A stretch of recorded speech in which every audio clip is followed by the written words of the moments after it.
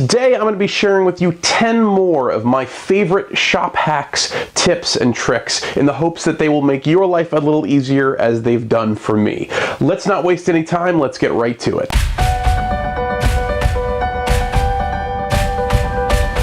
Hi, I'm Andrew Burke, and this is Burke Makes Stuff. Welcome to the workshop. I'm glad that you're here with us. Based on the amazing feedback I got from you guys when I made my first shop hack videos, I decided to keep a running list in my shop that I use all week long, and every time I realize I'm using a shop hack, I write it on that list. Every time I get 10 or so, I'll come out with one of these videos so that you can hopefully learn something from them and use these shortcuts in your own shop. The first one is one I've been using for a long time, and I didn't realize it was a shop hack at all. Shop hack number 1 deals with this, an extension cord, something I, and I'm sure most of you, use every single day in our shop. Now, if I only need 4 or 5 feet of extension cord, I don't want to unroll a 50-foot length. That's ridiculous. Not to mention putting it away wastes a ton of time. So instead of winding it up from the ends, wind it up from the middle. That way, if you don't need to use all 50 feet of the cable, you can just unwind what you do need and have both the cable side and the plug side at your disposal. Then when you're done, you put those 5 feet that you used back in, and you're ready to go. Whenever I'm taking something apart and I want to make sure I don't lose any of the nuts or bolts or screws, I take a small magnet and I put it on the bottom of the metal container I'm using to hold them. That way it offers a lot of extra strength to make sure nothing gets lost. I picked up this little blue handheld paint bucket at one of the big box stores for $1, and it served me really well. Other than using it again and again and again for painting, anytime I need to drill into drywall, I simply put a piece of blue painter's tape across it, stick it to the wall underneath where I'm drilling, and I never have to clean up afterwards. Very often when you're working with dowels, you'll need to find where the exact center of that dowel is. But how do you do that?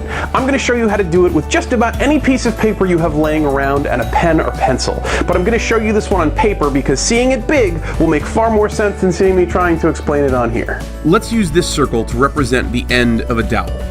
Grab yourself a piece of paper that has a 90-degree corner and line it up on that circle. Draw the 2 lines in that create that 90-degree angle.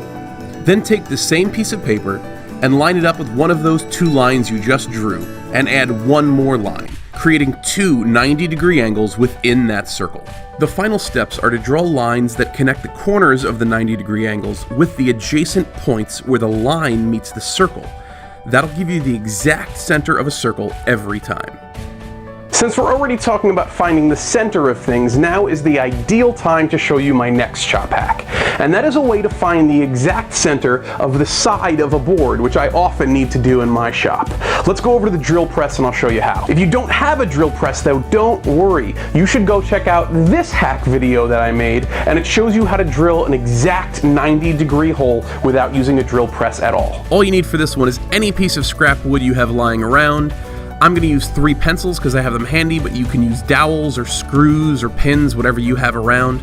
You also need a tape measure and a drill bit that matches the diameter of whatever you're going to be using. In this case, I'm using 3/8-inch pencils, so I'm going to be using a 3/8-inch drill bit. Make 3 equidistant marks along a straight line on the piece of scrap wood. Drill out each of those 3 marks with the drill bit matching the diameter of the pins you're going to use. Put the pins in place, and you're ready to go. Shop hack number next deals with dividing a piece of wood into equal sections. Now, I am not good at math. I don't pretend to be. My wife is an accountant and I let her do the math. For me, I try to find every way around doing it that I can. So, if what I want to do is divide this into 4 equal sections, I'm simply going to take the next highest number on the ruler that's divisible by 4 easily. So in this case, the number above 9 divisible by 4 easily is 12. I then take that 12 inches and put it at an angle across the board.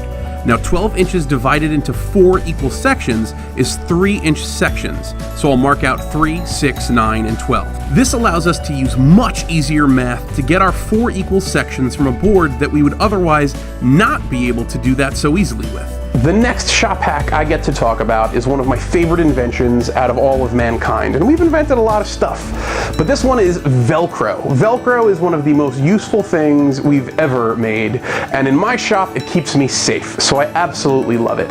I have machines everywhere, extra cables everywhere, wires everywhere, and they're neat and they're organized so they're not dangerous. And the way I do that very easily is by wrapping everything up and putting Velcro around it. So it's still very accessible and it's still very safe.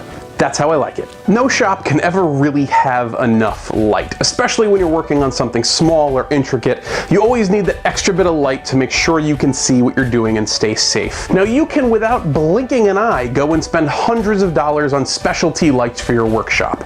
And in some instances that's definitely called for, but in my shop, I spent $6 on this. I've been using it for years and I love it. It's a clip light. Check it out. Ooh, that's an efficient, inexpensive light source. I am fully aware that this next shop hack slash tip slash trick is nuts. It is, I know it. But I am a firm believer that any good maker shop should have one of these. A hairdryer. What's this? I said take only what you need to survive. It's my industrial strength hairdryer. And I can't live without it! Not just to keep you looking luxurious, but because it is a versatile tool. A heat gun puts out way too much heat and it usually has limited settings. This, you can control the heat that's put out, you control the air that comes out of it. If you are drying paint, if you are drying glue, if you are drying touch-up, if you are shrink wrapping things, this is your friend. My 10th and final tip, trick, hack isn't anything you'll find in your workshop, but it's something you're gonna find online. It's probably my new favorite app. I'm on it way too frequently, but it's amazing. It is called Maker's Playground, and before anyone asks, no, I don't make a cent from them. They don't pay me to advertise. That's not what this is about.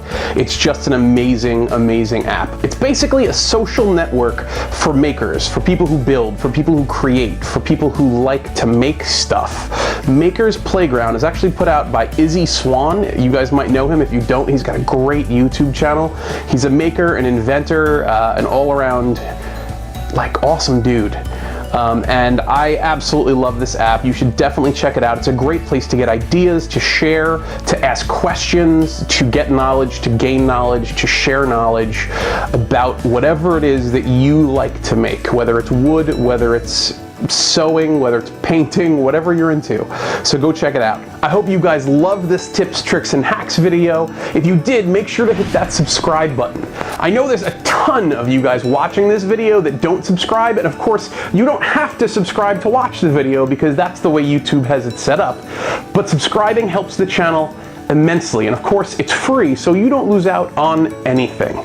Thank you for being here with me. Thank you for sharing this experience. I'll see you guys next time, hopefully Wednesday at 4 o'clock, but if life doesn't allow it, definitely once a week, every week. I'll see you guys there.